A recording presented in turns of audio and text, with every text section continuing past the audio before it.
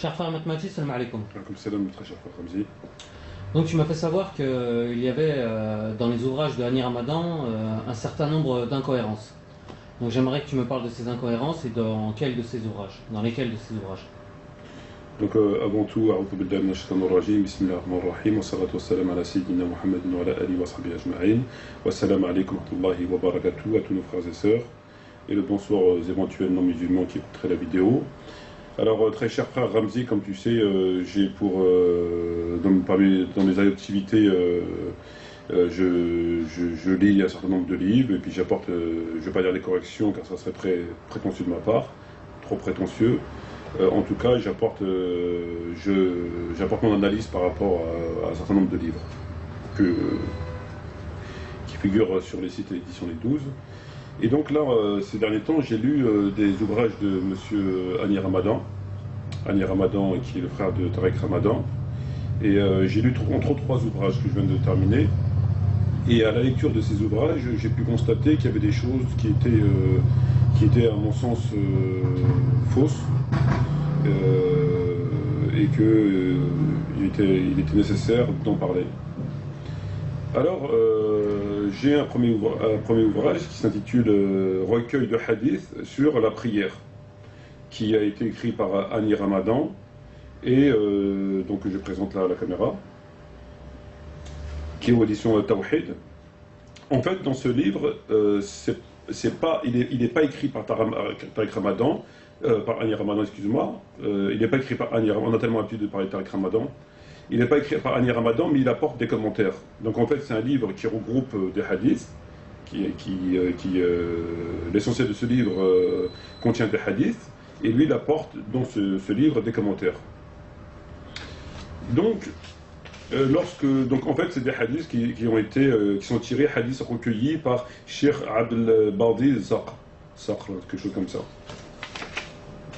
Alors, dans ce livre-là, dans l'introduction du livre, on nous dit, comme il explique dans son introduction, le Cheikh Abdel Badi Saqr a fixé un certain nombre de règles.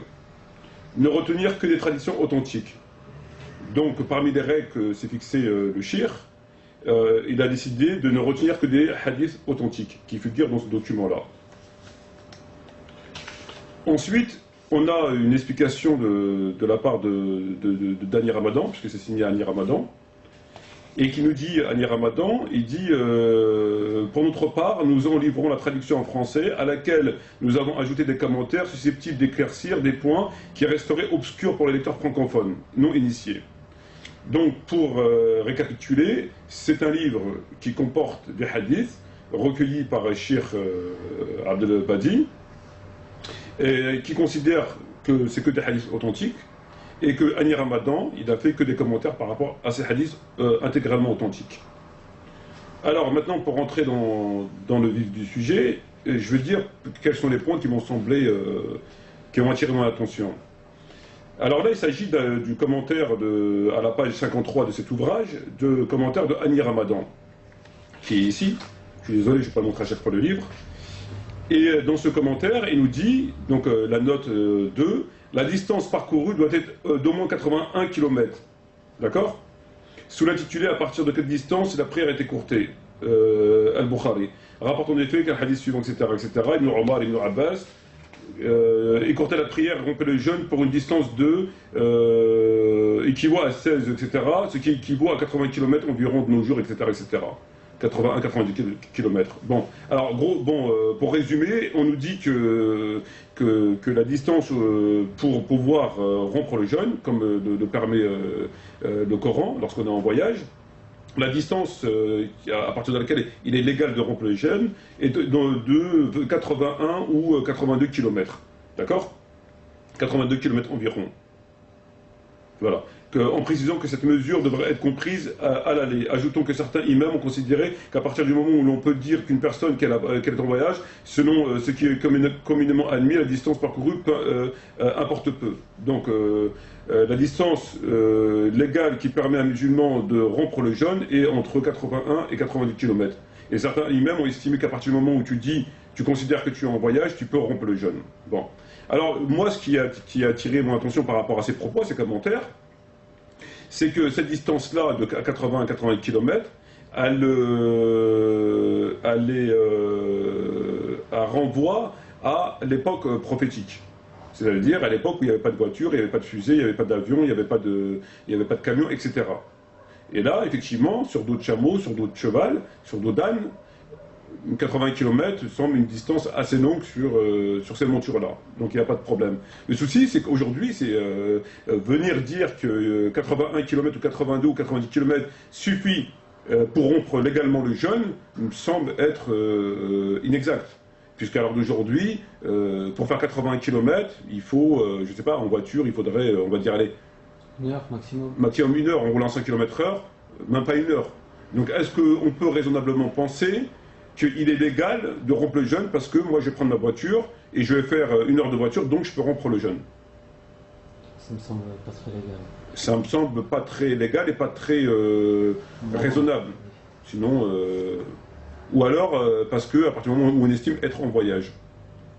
Donc là, sur des choses comme ça, ils apportent, malheureusement, ils restent fixés sur des éléments historiques qui sont propres, là, par exemple, au contexte, puisque la distance est propre au contexte. À l'époque, faire 80 km nécessitait telle durée. Or, aujourd'hui, ça n'a rien à voir. Et là, ils n'ont pas pris en considération.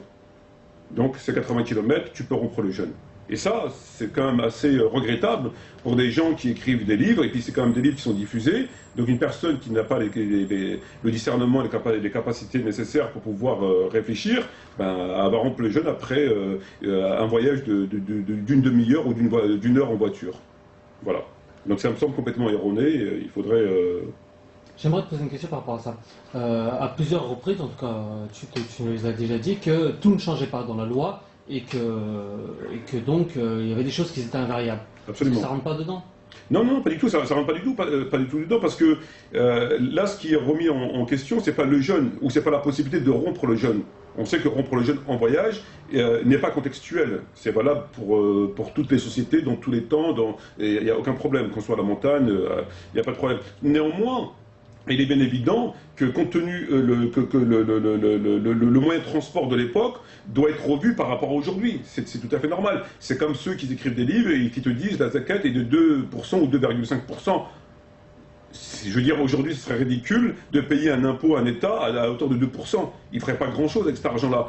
Ou alors, qui disent la zakat, on doit payer tant sur les moutons, tant sur les chameaux, tant sur telle chose. C'est ridicule. Donc il y a un moment donné où il faut quand même ouvrir les yeux et se rendre compte qu'on est au XXIe siècle et qu'aujourd'hui la zakat ne porte plus uniquement sur des moutons, sur des ânes ou sur des chameaux, et ça porte aussi sur d'autres choses, et elle n'est plus à la hauteur de 2,5%, puisque aujourd'hui les nécessités de l'État ont changé, je veux dire. Donc ça, c'est pas contextuel, c'est propre à l'époque, donc c'est normal. Et donc, il va de soi que dire qu'il est légalement autorisé à un musulman ou une musulmane de rompre son jeûne après un parcours de 80 km, veut dire que plus personne ne jeûne, pour ainsi dire. Je veux dire, genre 80 km en voiture, tu les fais très rapidement. Donc là, ça n'a rien à voir avec, c'est une question de bon sens. C'est tout simplement une question de bon sens. Donc c'était mon premier point. Le deuxième des points, donc c'était la même chose, il le recite à la page 67. Le troisième des points, il est à la page 111. Donc dans un chapitre intitulé de la prière funèbre, d'accord, donc Salat al-Janaza, il nous cite un certain nombre de hadiths. Alors là où ça m'a un petit peu interpellé, c'est à la page 112. Puisque dans la page 112, il nous cite un hadith où il nous dit que le messager de Dieu, alayhi salam, fait l'annonce du décès de Négus et qu'il a fait 4 takbir. Donc vers le lieu de prière, il est mis en rang et prononce ça sur Négus 4 takbir. Donc il a fait 4 takbir pour la prière funéraire. D'accord? Bukhari Muslim. Alors, quand tu pars du principe que c'est un livre qui regroupe que des hadiths authentiques, tu considères ce hadith authentique. Bon. Alors, ce hadith est authentique.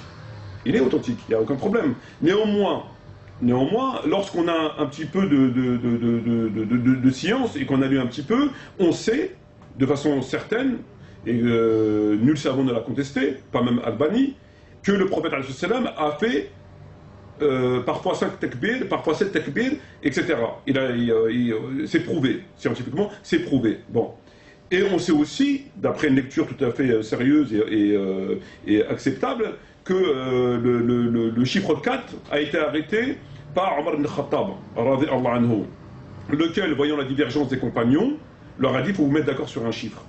Donc ils sont mis d'accord sur le chiffre 4. Néanmoins, le prophète, après la mort du prophète, aucun chiffre n'a été arrêté. C'est-à-dire que le prophète l'a laissé ouvert, ce sujet, c'est-à-dire qu'il est tout à fait permis d'en faire 4, 5, etc. Il n'a jamais imposé le chiffre 4. De même qu'il n'a pas imposé pour le lavage mortuaire une fois, ou 2 fois, ou 3 fois. On sait qu'on peut laver le mort une fois, on peut le laver 2 fois, on peut le laver 3 fois par exemple. Donc il n'a pas imposé un chiffre, il n'a pas dit vous devez le laver une fois, etc. Donc il a laissé ouvert à l'appréciation des gens.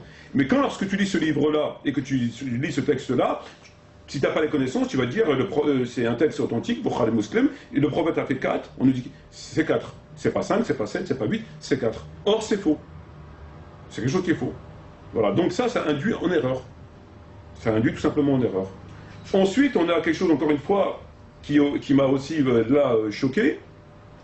C'est à la page 114. 114, dans le chapitre Salat al-Lil al-Tarawih. Donc la prière de nuit al-Tarawih. Alors on a un chapitre qui comporte... alors, il va de la page 114 à la page 122. D'accord? Donc ça fait combien de pages? 122, 8 pages. Environ 8 pages. Donc il nous explique dans ce chapitre, Salat al-Tarawih, qui est ici, c'est quoi? Alors on a 1 hadith, 2 hadiths, 3, 4 hadiths, 5, 6 hadiths, 7 hadiths, 8 hadiths. C'est bien.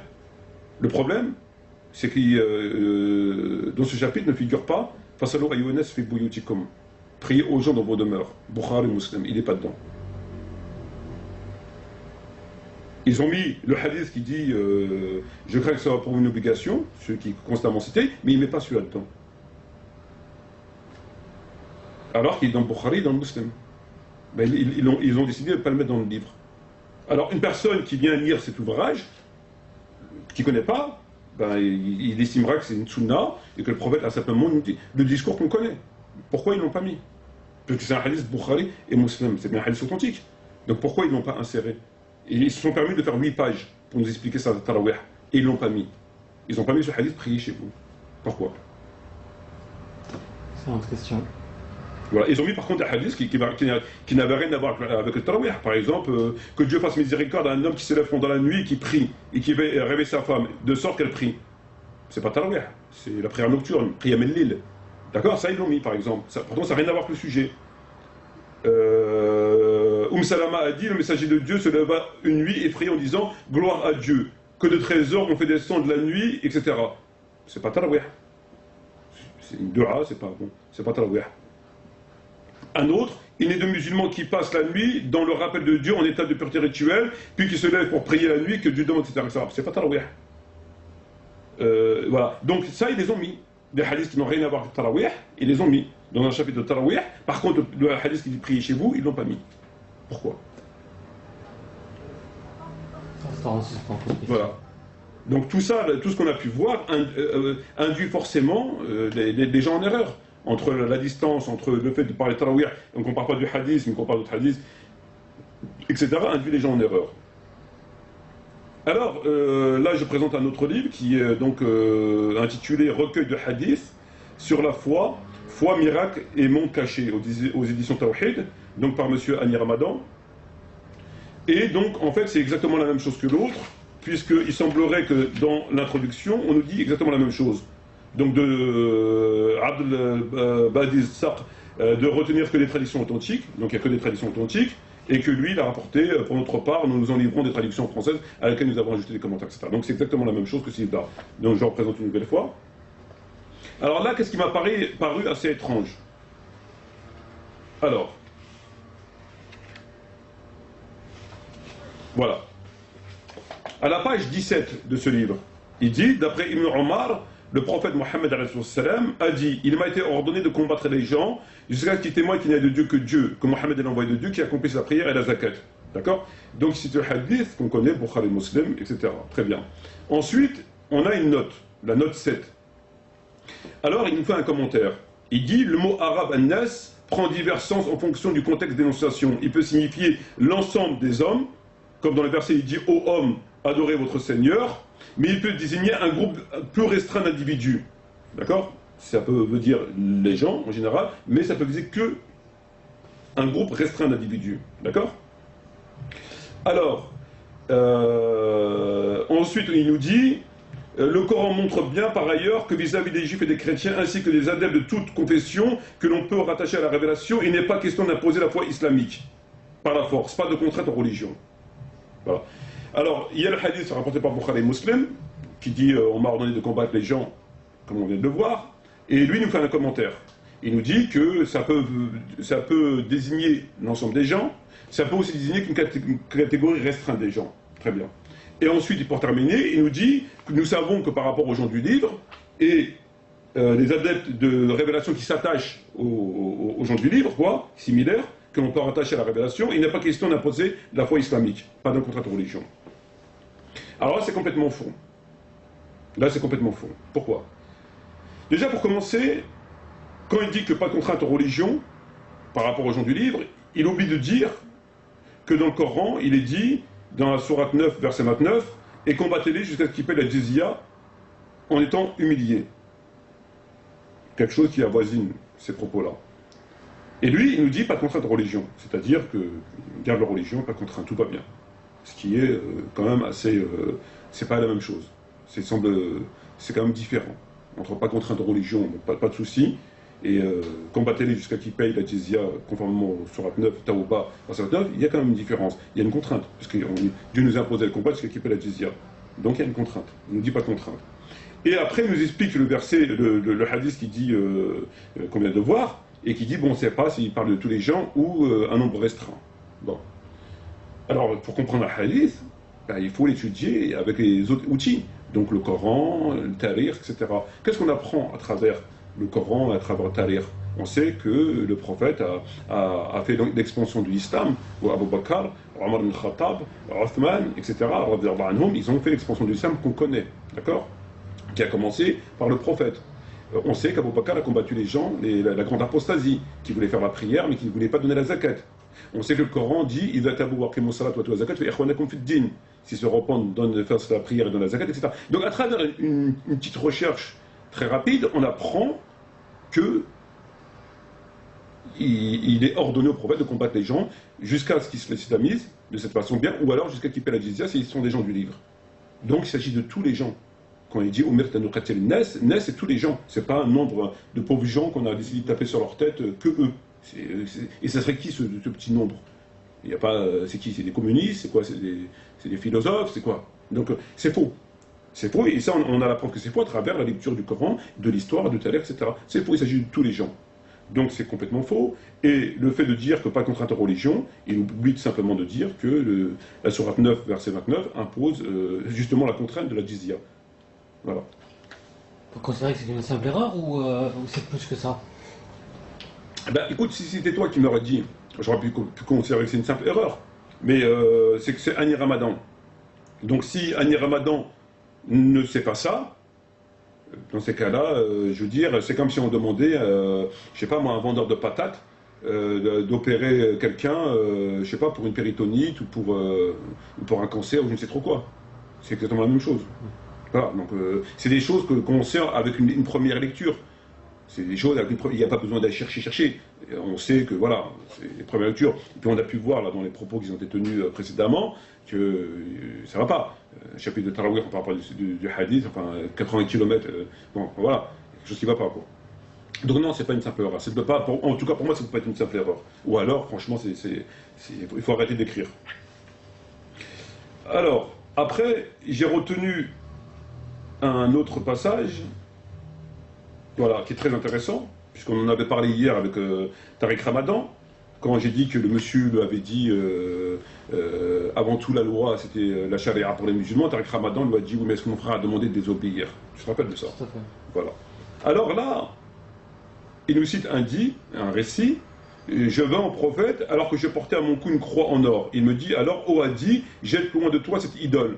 Je l'ai entendu réciter le Coran, donc il a cité un verset. Ils ont pris leur rabbin et leur moine comme seigneur en dehors de Dieu. Le prophète ajouta, en fait, ils ne les ont pas adorés, mais lorsqu'il déclarait une chose licite pour eux, il a considéré illicite, et lorsqu'il déclarait une chose illicite, il a considéré illicite. Donc c'est ça leur shirk, D'accord? Le fait de... Voilà. Donc ça, c'est un texte qui est rapporté par, entre autres, Tirmidhi, il n'y a pas de souci. Néanmoins, il y a une note qui est très intéressante, qui est la note 53, donc de M. Hani Ramadan, qui commente donc ce texte. Et il nous dit quoi? Il nous dit se soumettre donc de plein gré à des lois qui contredisent la loi divine et qui sont la pure invention des hommes, de religion, entre guillemets, et considérant en islam comme relevant de l'idolâtrie. Donc je répète, se soumettre donc de plein gré à des lois qui contredisent la loi divine et qui sont de la pure invention des hommes, entre guillemets, de religion, à plus forte raison donc des hommes non religieux, et considérés en islam comme relevant de l'idolâtrie. Ça veut dire qu'il est en train de nous dire que toi, moi, que lui, que son frère, que les musulmans en France, en Belgique, en Europe, sont des idolâtres. Puisqu'il dit se soumettre de plein gré. Jusqu'à preuve du contraire, les musulmans ici, ils ne vivent pas dans la contrainte. Ils n'ont pas des fusils, on ne les attache pas, bon, bref. Ils sont pas libres, ils sont libres de partir. Donc, ils sont bien soumis de plein gré. On est d'accord. Fait d'eux des idolâtres. Considère en islam comme relevant de l'idolâtrie. Donc, il est en train de dire qu'on est tous des idolâtres. Y compris lui. Parce que je ne pense pas qu'il lui ait été imposé de vivre en Suisse. Voilà. Et ça, c'est quand même fort. C'est quand même fort dans la mesure où son frère nous disait, mais est-ce que mon frère a demandé à ce que de ne pas obéir aux lois, de désobéir aux lois suisses? Ben oui, il le demande là. Il dit carrément qu'on est des idolâtres si on soumet de plein gré. Et c'est encore plus fort lorsque ces deux frangins, donc Hani et Tariq, appellent constamment l'intégration. Alors d'un côté ils appellent à l'intégration, et d'un côté te disent que si tu soumets à une autorité ce qu'il vient de dire, t'es idolâtre. Il semblerait qu'ils ont une définition de plein gré ou de mauvais gré différente de celle communément. Oui, on peut l'imaginer. Néanmoins, restons dans une définition classique et normale. Hein, on est des gens normaux, on n'est pas ni trop bêtes ni trop intelligents. Donc, si on respecte la définition normale du mot plein gré, je pense que notre raisonnement est tout à fait acceptable, et tout à fait pesé, mesuré. Et voilà. Donc, d'un côté, ils appellent à l'intégration, et puis il te dit, t'es idolâtre si tu te soumets.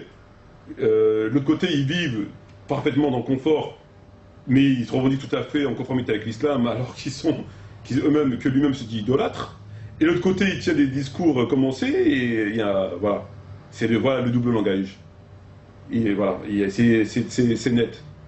Il dit bien de plein gré. Jusqu'à preuve du contraire, personne ne le force de vivre en Suisse. Et il en est de même pour son frère. Et surtout, moins encore, lorsque eux-mêmes appellent à l'intégration. Je t'appelle à l'intégration, à te soumettre de plein gré, et je te dis après, t'es idolâtre. Bon. Alors, c'était à la page 48. On passe maintenant à la page 78, où il dit, voilà, on a une chose assez intéressante. Ibn Abbas, etc., a dit, le prophète, il est maudit celui qui fait ce que faisait le peuple de Lot. D'accord? Voilà. Donc, le prophète a maudit celui qui commet le péché du peuple de Lot. D'accord? Oui, mais il faudrait dire à son frère. Nous, on sait. On n'a pas besoin d'attendre ni Ramadan pour savoir. Mais il faudrait dire à son frère. Il faudrait dire à son frère qu'il est maudit. Puisqu'il respecte. Il n'appelle pas à ça, mais il le respecte. Il respecte ceux qui le font. Donc il faudrait qu'il le dise à son frangin. Apparemment, c'est pas valable pour eux. Ensuite, on a quelque chose qui est aussi très intéressant. Il nous cite un hadith où le prophète Mohammed a dit: il n'est pas licite pour une femme qui croit en Dieu et au jour dernier de faire un voyage de 3 jours et plus, sinon accompagné d'un père, d'un fils, etc. D'accord? Donc rapporté par Ahmed, Abu Daoud et Tirmidhi. Donc c'est un livre qui comporte que des hadiths authentiques, et on apprend dans ce livre-là qu'il n'est pas licite pour une femme de voyager au-delà de 3 jours sans être accompagnée d'un mahram. Rapporté par Abu Daoud, Tirmidhi et Ahmed. Ok, donc je lis ça, tu l'as appris, ça a un recueil, etc. Pas de problème. Or, moi, je prends Bukhari, qui est au-dessus de Ahmed, Abu Daoud, Tirmidhi. J'apprends que, selon Abu Sa'id al-Khudri, il a dit que le prophète a dit: il n'est pas licite à une femme de voyager plus de 2 jours.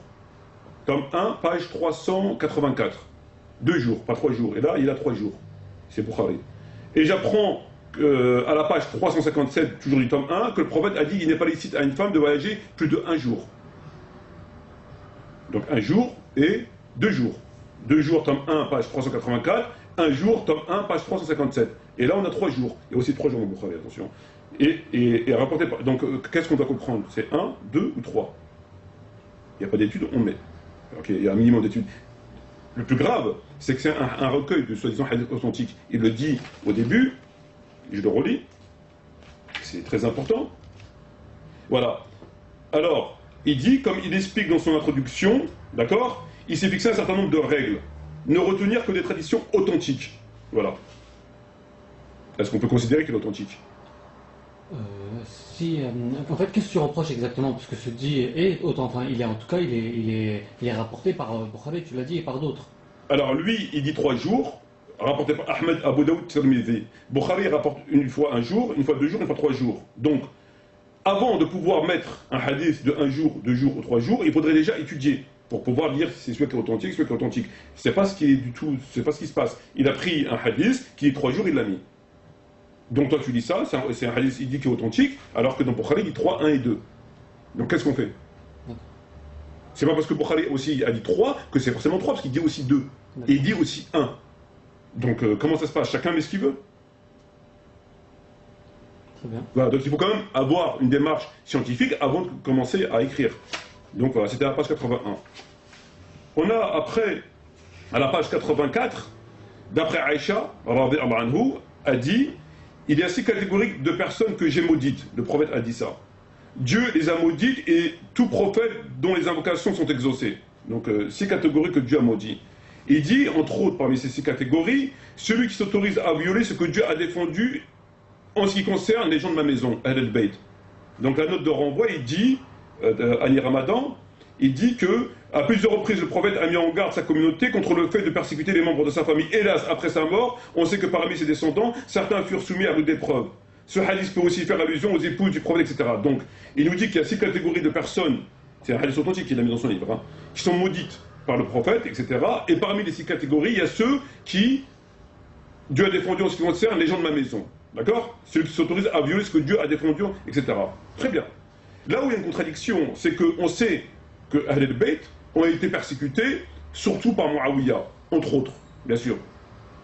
Et l'autre côté, ils font l'éloge de Muawiyah. Alors il faudrait savoir, c'est ou l'un ou l'autre. On ne peut pas considérer que les insultes sur Ali, alayhi salam, étaient un compliment, que Muawiyah a institué pendant des années. Donc c'est bien une attaque, etc., qui rentre dans le cadre que lui cite là. Et de l'autre côté, ils font l'éloge, ils encensent Muawiyah. Alors il faut choisir. C'est ou bien il dit que ce hadith est authentique et qu'il considère que, voilà, puisque les faits sont établis à l'encontre de Muawiyah, entre autres pour les insultes, mais on peut en citer des pages, ou bien il considère que ce texte est faux, et dans ces cas-là, il adhère à l'amour sur Muawiyah. Mais on peut pas. C'est un des deux. Et les faits sont avérés, on ne peut pas venir nous dire non mais c'est pas prouvé. C'est prouvé. Personne n'a contesté. Voilà. Donc il y a un paradoxe. C'est pas le seul d'ailleurs. Page 85. Page 120. Il nous dit, alors, le messager de Dieu a dit: celui qui m'a vu en rêve est comme s'il m'avait vu éveillé. D'accord? Celui qui m'a vu en rêve, c'est comme s'il m'avait vu éveillé. Note de renvoi, page 159. Il nous dit, une version de ce hadith comprend l'explication du sens de ce hadith. Le diable, certes, ne saurait prendre ma forme. Donc il saute une autre variante qui dit que le prophète a dit: le diable ne saurait prendre ma forme. En d'autres termes, donc c'est lui qui parle, il dit: il ne saurait en songe prendre l'aspect physique du prophète et tromper le croyant. D'accord? Donc il nous cite un hadith qu'on a vu, plus une autre variante d'un autre hadith qui dit, en résumé, que le diable ne prend pas celui qui m'a vu en rêve est comme s'il m'avait vu en rêve, car le diable ne prend pas mes traits. Et lui nous dit donc, en d'autres termes, il ne saurait en songe prendre l'aspect physique du prophète et tromper le croyant. Alors, il y a beaucoup de gens il y a des gens qui ont rêvé sur le prophète, ils l'ont pas vu de la même façon, physiquement. Certains l'ont vu comme ça, certains l'ont vu comme ça. En réalité, l'explication de ce hadith ne parle pas du physique, parle du fait du statut du prophète. Le prophète, on peut le voir de différentes façons, une barbe longue, un peu moins longue, etc. Ça reste le prophète, ça reste un rêve authentique, d'accord? Mais on ne parle pas du physique, parce que certains l'ont vu comme ça, d'autres l'ont vu comme ça, et d'autres l'ont vu comme ça, et différemment. En vérité, il parle du statut. Il ne peut pas venir au mon nom, par mon nom, dire je suis le prophète, et en fait, quand c'est pas le prophète. Quand tu vois quelqu'un qui se définit comme le prophète, c'est le prophète, mais pas physiquement, par le statut. c'est l'entité, d'accord? Et lui, il a compris qu'en fait, compte, c'était prendre l'aspect physique, le physique. C'est pas le physique. Il peut arriver, bon, c'est une erreur. Bon, on va pas. Alors, après, on a, encore une fois, à la page 146, il nous dit un hadith, le califat durera 30 ans, puis il y aura après cela un régime monarchique, Abu Daoud. Alors là, il nous fait un commentaire. Le califat établi sur les fondements conformes à l'islam, c'est exactement... Bon, il nous fait un commentaire, etc. Mais moi, par rapport à ça, je voudrais signaler que on reconnaît des hadiths qui mettent en accusation de façon claire, comme on a pu le voir sur celui qui dit je maudis celui qui fait du mal à ma famille, enfin bref, ce qu'il a cité, ou le hadith qui dit le califat durera 30 ans, et donc on tombe sur le califat de Muawiyah qui était une monarchie, et reconnaît que c'était une monarchie, mais dans le même temps, ils ont une position, ils considèrent Muawiyah comme étant un compagnon, pas au même niveau qu'Omar ibn Khattab ou Abu Bakr, cependant un compagnon. Ça va pas. Tu ne peux pas reconnaître ce hadith et ce hadith et le côté de tenir cette position. Ça va pas. Si le prophète a parlé d'une monarchie, c'est donc qu'il a clairement dit que le pouvoir islamique sera renversé pour prendre place à une monarchie, donc le contraire d'un État islamique. Donc où on élit les gens non pas par rapport à leur piété, mais par rapport à la filiation, etc., etc., etc. Donc c'est tout à fait le contraire. Il reconnaît ce hadith, mais il n'y a aucune condamnation sur... Au contraire, c'est une contradiction fondamentale. Fondamentale. Voilà. Alors, à présent, je voudrais terminer sur un livre, toujours de Hani Ramadan, qui s'intitule La pureté rituelle, d'accord? Qui est aux éditions Tawhid. Alors, dans ce livre-là, qui n'est pas très gros, on lit quoi? On lit à la page 28. On lit d'après Aïcha, radiyallahu anha, le messager de Dieu a dit, lorsque le membre circoncis pénètre le membre circoncis, la grande ablution devient obligatoire. Tirmidhi ibn Majah. Bon. Alors, il nous dit que lorsqu'un homme a un rapport avec une femme et qu'il y a eu pénétration, on doit faire la grande ablution. C'est quoi la grande ablution? La douche, quoi. La douche. La douche, ils n'ont pas les ablutions simples, la grande ablution. Merci. Rapporté par Tirmidhi ibn Majah. Donc c'est bien, quelqu'un qui lit ça, bon, ben, il a appris une chose. Si tu as un rapport avec une femme, tu fais la douche. D'accord? T'as compris? Tout à fait. Rapporté par Tirmidhi. Et voilà, tu vois? Tu vois? Mais je suis. Et Ibn Majah. Bon, c'est bien. T'as appris quoi? Que si j'ai un rapport avec une femme, je dois prendre une douche. Je dis ça en même temps pour te réveiller. Merci. Ouais, donc tu disais quoi? Si j'ai un rapport, donc selon ce livre, si j'ai un rapport avec une femme, il faut que je prenne une douche. Pourquoi? Pour avoir les grandes ablutions. Tu dois prendre une douche pour avoir les grandes ablutions. Tu vois, tu t'endormais. Non, c'est pas en fait, j'arrive pas à le reformuler, j'arrive pas à le formuler correctement. Relax, tranquille. Ouais. Donc. Qu'est-ce que t'as appris? Donc, si j'ai un rapport avec une femme, je perds une femme, pas avec une maman. Non, parce que Tariq Ramadan, il a dit que. Donc attention, aujourd'hui, il faut bien spécifier. Hein. Un rapport, c'est pas forcément qu'une femme. Si je suis un homme. Non, attends, excuse-moi, vu que c'est tolérable et que c'est. Bon, donc, je suis désolé. Aujourd'hui, quand on dit je vais faire un Pax, oui, mais Pax avec qui? C'est mon ami, il faut dire c'est un ami, et non pas mon ami, et moins encore mon petit ami. Parce que là, tout de suite, avant, non, on ne se pose pas la question. C'est mon ami, c'est un ami, c'est mon ami. Voilà, aujourd'hui, non. C'est mon ami comment? Mon ami comme ça? Non, mais bon.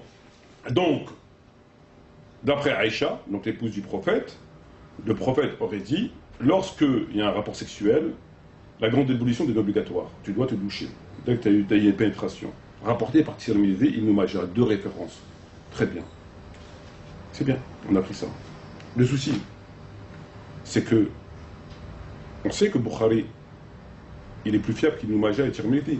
C'est eux qui le disent, c'est pas moi. D'accord? Et je suis d'ailleurs d'accord. Alors moi je prends Bukhari. Je prends Bukhari à mon temps premier. Et je lis quoi? Je lis à la page 78. Alors, Alors, Zayd ibn Khalid rapporte qu'il adressa à Uthman ibn Affan la question suivante. Que penses-tu du cas où l'homme qui a eu commerce avec une femme n'a pas éjaculé? Donc il a eu un rapport mais il n'a pas éjaculé. Il doit, répondit Uthman, faire l'ablution, telle qu'il la pratique pour la prière, et il doit laver sa verge. Voilà ce que j'ai entendu dire du prophète. Zayd ajoute, j'ai posé la même question à Ali et à Zobair et à Talhad et à d'autres, tous ont prescrit la même chose. D'accord?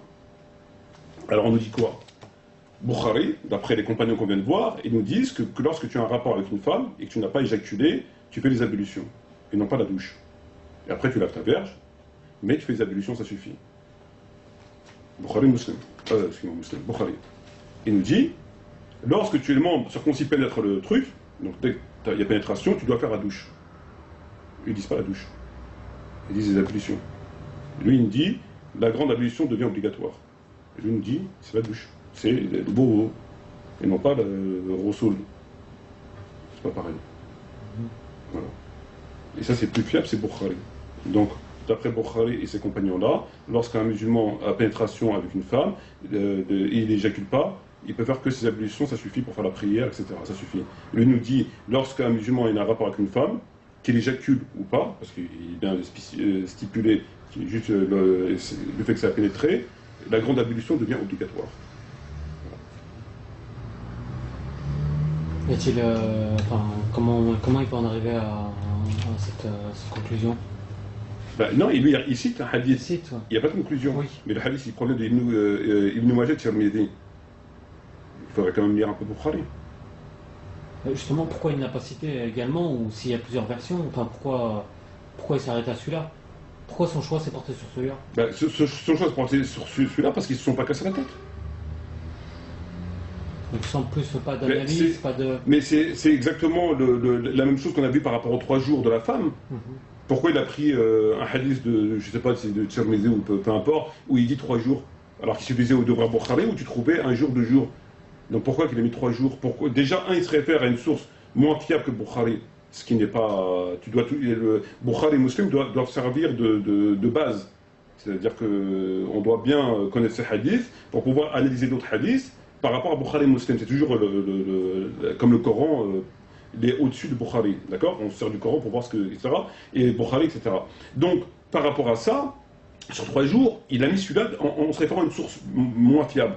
Enfin, d'ailleurs, c'est même pas lui qui l'a mis, c'est ma mémoire est bonne, c'est qu'il a cité quelqu'un qui dit que c'est authentique. Et que lui, après, il la valise, ce point-là. Alors que la moindre des choses, c'est déjà de regarder Bukhari. S'il aurait regardé Bukhari, il se dit, tiens, il y a un problème. Il nous dit 3 jours. Or, le Bukhari dit 1 jour, 2 jours, entre autres. Donc, on ne peut pas mettre 3 jours. Parce que quand tu lis ce livre, bah, tu vas croire. On te dit que c'est authentique, etc. On dit 3 jours. Donc, tu vas croire, c'est logique. Mais en vérité, non, c'est pas vrai. C'est pas vrai. Ils n'ont pas pris Bukhari, ils n'ont pas entrepris une petite étude. Et après, ils mettent la chose sous condition, sous réserve. Non. Il a pris, il l'a mis, et c'est bon, ça y est. Tirmizi, c'est bon. C'est la même chose que par rapport à là. Il te met Tirmizi ibn Majah. Déjà, c'est Bukhari. Bon, on n'est pas obligé de citer à chaque fois Bukhari.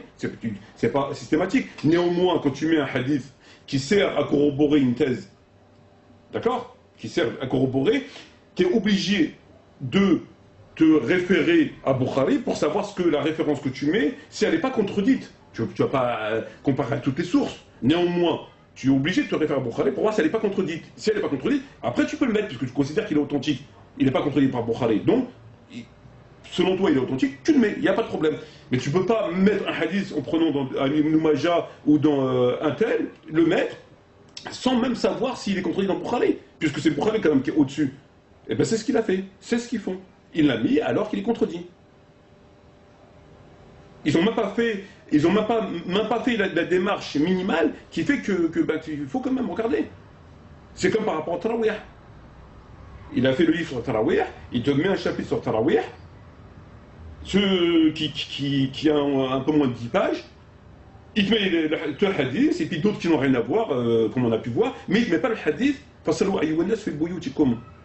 priez aux gens de Bukhari Muslim. C'est ni plus ni moins ben, que c'est. Je sais pas, on peut pas. Ça se passe de commentaires. Les personnes qui lisent ces livres-là, comme on a pu voir sur le voyage de 80 km, comme on a pu voir sur les tarawih, comme on a pu voir sur la salat janaza, comme on a pu voir sur tout ce qu'on vient de dire là, bah, ça y est, il est garé, la personne elle est garée. Tu vas lui demander, il va dire oui, tu peux arrêter le jeûne après un voyage de 80 km. Il a lu. Il va dire non, tu dois faire la douche. Il a lu. Il va dire non, tarawih, c'est une sunna. Il a lu. Il va dire ce qu'on a vu là. Ben, il a lu, oui. Mais bon, ben, malheureusement, il ne sait pas qu'il y a ça à côté. Il ne le sait pas, on ne le dit pas. Donc tu lis ça, tu n'as pas les connaissances, tu les lis, ça y est. Je te donne le livre, tu l'as lu. Demain, je parle avec toi, tu dis non, tu dois faire les trucs. Oui, non, je l'ai vu que je fais un hadith. Voilà. Donc tu es forcément égaré. Et puis sans compter la contradiction entre le fait qu'ils te disent d'un côté intégrez-vous, comme lui et son frère lui passent leur temps, et de l'autre côté il te dit ceux qui se soumettent de plein gré à une autorité qui n'est pas l'islam sont des idolâtres. Il l'a dit, c'est écrit, j'ai rien inventé, j'ai rien déformé. C'est carrément le grand écart. Attends, mais c'est quand même. Attends. Alors, il faut m'expliquer. Intégration d'un côté, pro-intégration, le côté te dit tu soumets de plein gré, t'es idolâtre. Et lui-même, il est soumis de plein gré. Qu'est-ce qu'il va nous sortir encore? Et son frère, il fait le pitre en essayant de casser des gens, alors que ces gens ont raison. Seulement, ils ne connaissent pas. En disant, est-ce qu'il a appelé à ne pas respecter la loi? Ben oui, il l'appelle. Ben oui, parce qu'il te dit, t'es idolâtre. Et c'est même plus que ça, il dit carrément, t'es idolâtre. Et il a dit de plein gré. Alors, qu'est-ce qu'on doit comprendre dans tout le charabia?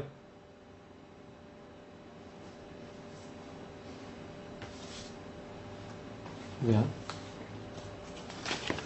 Je te remercie de nous avoir montré au moins ces erreurs. C'est quand même des choses c'est pas rien quoi. Les gens qui lisent donc ce livre-là, donc recueil de hadith sur la prière, celui-là, ou recueil sur quoi? Sur la foi. Aux éditions Tawhid, ils sont tous aux éditions Tawhid d'ailleurs. Et la pureté rituelle, eh ben, ils sont égarés. Ils sont égarés, ce livre-là qui dit qu'en fait, quand tu dois faire les ablutions, la douche, alors que Bukhari il dit que c'est les ablutions. Ce livre-là, où il te dit ce qu'on a pu voir, que sur l'homosexualité t'es maudit, alors que son frère il tient les discours mais il ne le condamne pas. Sur ceux qui maltraitent la famille du prophète, et le côté, ils encensent Muawiyah, ils sont maudits, c'est lui qui le dit. Et sur le fait, voilà, encore une fois sur Muawiyah, ensuite sur les Tarawih, où il ne le cite pas, ensuite sur les 80 km, ce qui est ridicule, ils sont restés bloqués au chameau, enfin tout ça quoi. Donc tout ça, c'est quand même catastrophique, parce que quand tu lis ces livres-là, t'es induit en erreur, mais de façon radicale, mais vraiment radicale. Voilà, c'est quand même... et pour des gens qui écrivent, et pour des gens qui sont censés détenir un petit peu de science, sans compter les contradictions majeures. Sans compter les contradictions majeures, l'intégration, et de côté tu dis t'es idolâtre, faut m'expliquer. Ou alors il va te sortir un truc que les musulmans sont soumis de force. Ils sont obligés de... voilà. Ou alors ils vont te dire ils ont fait un contrat, on ne sait pas où il est, qui, quoi, comment, on ne sait pas, quelqu'un qui l'a fait à notre place. Voilà, ils vont vous sortir des trucs comme ça. Des trucs qui sont complètement débiles. Donc il faut savoir, si tu considères que le fait, ce qu'il a dit, d'être soumis, etc., te fait être un idole, tu ne peux pas appeler les musulmans à l'intégration, enfin. Ça me semble évident. Comment tu peux appeler les musulmans à l'intégration et de l'autre côté tu dis t'es idolâtre? T'es soumis de ton plein gré et tu les invites à se soumettre. Tu les invites à se soumettre. Ils les invitent à se soumettre, intégrez-vous, qu'on leur dit. Et là tu dis ça. C'est quoi? C'est pas un double langage ça? Si c'est pas un double langage, c'est quoi? Il soutient son frère par rapport à ça, alors que lui il te cite les hadiths que Dieu a maudit. Dieu a maudit. Et lui il tient les propos carrément extrêmes. Mais ça pose pas de problème. Vraisemblablement, il n'y a pas de souci. Voilà. Très bien, écoute, je te remercie de nous avoir avertis sur ces livres-là et sur le fait de faire attention à que voir un hadith ne veut pas forcément dire que c'est authentique. Voilà. Donc merci pour ta présence, je salue nos frères et sœurs qui nous ont écoutés. Shukran jaziran wa salam alaykum wa rahmatullahi wa barakatuh. Je vous remercie de votre attention et j'espère que vous serez très vigilants par rapport à ce que vous lisez, à ce que vous écoutez. Nous ne sommes pas une nation de dupes, et nous ne sommes pas une nation de dupés ni d'idiots. Et analysez ce qu'on vous dit. Et alhamdulillah, Alhamdulillah Rabbil Alamin, wa salatu wa salam ala Sayyidina Muhammadin wa ala alihi wa ashabihi ajma'in, wa salam alaykum wa rahmatullahi wa barakatuh wa shukran jaziran.